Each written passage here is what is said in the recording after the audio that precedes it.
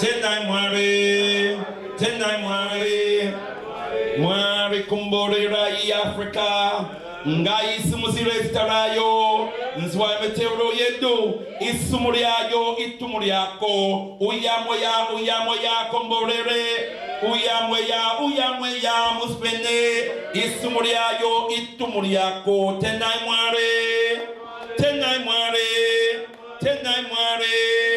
Mwari Jah, God bless Africa. Lift up the name of Africa on high. Hear our humble prayers, O Mwari, O Jah. We the family of Africa. We this family of Africa. Come, Great Spirit, come. Come and bless us. Come, Great Spirit, come. Come and be with us. We the family of Africa. We this family of Africa. Tendai Mwari, royal elders, queens and kings, princesses and princes of great Mama Africa. I bring greetings in the most precious, powerful and bountiful name of our motherland, Al-Kebulan Mama Africa, in the sacred spirit of our most gracious ancestors, and in a prayer for oneness, hope, and prosperity for all African people upon the face of Mother Earth. Rumbidzo kuna Mwari, to Jah, to God, to the God of Africa be the glory, for the God of Africa reigns supreme. I said the God of Africa reigns supreme, and the spirit of Muzimu Mukuru, our great ancestors, also reigns supreme in the heart and the soul of every African on the planet, for no one taught Africans about God or the power of and destiny of the human soul. Giving thanks and praises for this gathering here this afternoon. My deepest apologies, brothers and sisters, that myself and the members of the Al-Kebulan Revivalist movement have arrived so late to this blessed gathering. Let me explain that on Imani days, on Saturdays, we don't name the days of the week of European gods and goddesses. We name them off an African system, African value system called the Ungozo Saba. So this is the day of Imani, the day of faith. We don't say Sunday, Monday, Tuesday, Wednesday, Thursday, Friday, Saturday anymore, because we don't pray to European deities. The word day comes from deity, brothers and sisters. And when we say Tew, we're talking about the deity Tew, and Sun, the deity Sol, and Wednesday, the deity Woden. So each day when we use those terminologies, we're praying to a European God, empowering the soul of the European and weakening our own soul. Are you all with me, brothers and sisters? And in the words of our great African priest, African-centered priest, Bookman, when he raised up the god Ogun at that voodoo ceremony on the 14th day of the 8th month. They call it August, but because we are not the children of Augustus Caesar, and we are the children of Marcus Mosiah Garvey, and he was born in the 8th month, we named the month Mosiah. Are you with me, brothers and sisters? For we define time, space, and circumstance the way all free people do. We are not the slave of anyone, whether in mind, body, or spirit. So, Bookman, Dotty Zambi, full name, Bookman Dotty Zambi, said, throw away the image of the white man's God, who has so often brought us to tears, and listen to the God of liberty that speaks in all our hearts. Are you with me, brothers and sisters? Are you with me, brothers and sisters? Tendai Mwari. But on this day, we have our academy. And our academy is from 9:30 in the morning until 2:45 in the afternoon, where we are teaching our children. We're not just teaching them maths, English, and history, but we are basing education in an African-centered framework. So the work that we are doing is a liberating work for a liberating cause with our children, for the children of the future.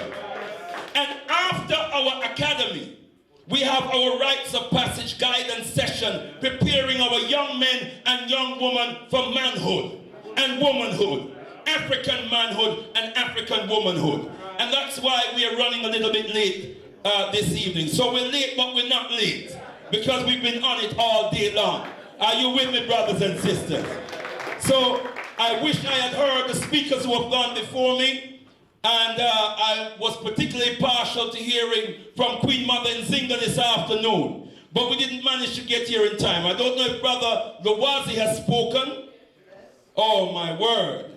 But I'm pleased to have heard my brothers from the Congo in them army gear, ready for battle. For we are reminding us that we are a people at war. And that war has been going on, brothers and sisters. 500 years under the Europeans and 1,400 years under the Arabs. Don't forget those Arabs. Don't forget those Arabs. So oceans of blood, African blood, has been and is still being shed. And it must stop. So in the few moments I'm going to spend with you, I didn't come to speak. I came to listen and I came to learn. But I was asked to come to the front and say a few words. And I'm just going to share a few words, and I'm going to sit down. And I'm going to listen and I'm going to learn. Because it is right that we should gather in the name of the Congo. The first time I had the opportunity to study the Congo was in 1984. When I was asked, brothers and sisters, to do a paper for the Pan-African Congress Movement's African Heroes Day. And by the grace of the Almighty Mwari Nyakusika, God the Creator, the God of Africa, I was given to study Patrice Lumumba and to present a paper on Patrice Lumumba. I didn't know anything about Patrice Lumumba in 1984. I had just come on Liberation Road a year earlier. But I give thanks and praises every day that I was given that task. Because as I studied and I read and I interviewed those who were learned and elder to myself, I was moved to tears, literally. As I delivered the paper, tears were in my eyes. Because I had never known such love and fearlessness and courage. That man loved his people so much.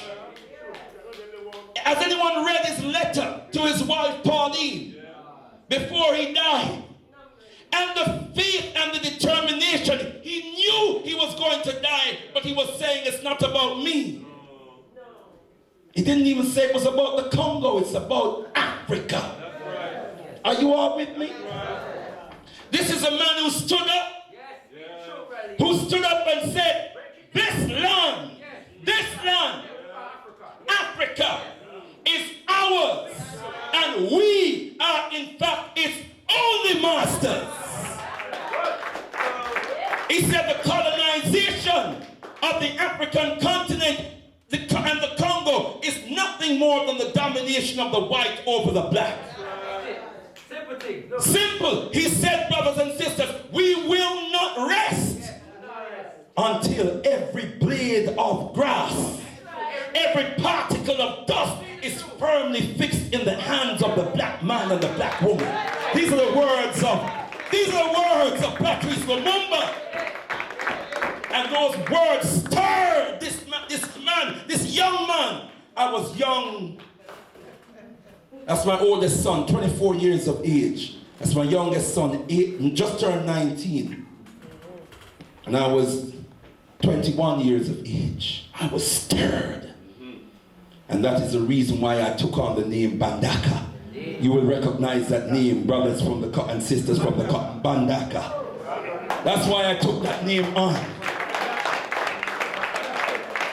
To link my spirit with the spirit of Lumumba, but also to reconnect my soul to the center of the African continent. where lies the Congo, the richest part of the African continent. And brothers and sisters, there is nowhere on the African continent where we have suffered and begged more than the Congo, precisely because of the geopolitical and historical significance and power of the Congo. Are you all with me, brothers and sisters? Our people have suffered in the Congo. It's like Haiti in the Caribbean. There's nowhere in the Caribbean where we suffered more than in Haiti. Haiti is like the Congo. Haiti to the is the Congo in the Caribbean. Are you all with me, brothers and sisters? And so let me round off quickly by saying this. The Al-Qaeda Revivalist movement,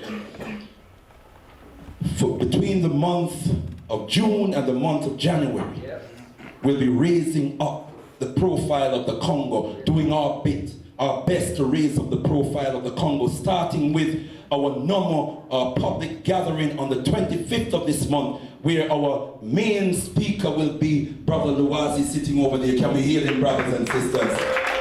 We want to encourage you all to come, but we want to see our community raising up the profile of the Congo between 30th of June and the 17th of January. The 30th of June being the day of the celebration of the independence, although we know the Congo is not independent, the virtual independence.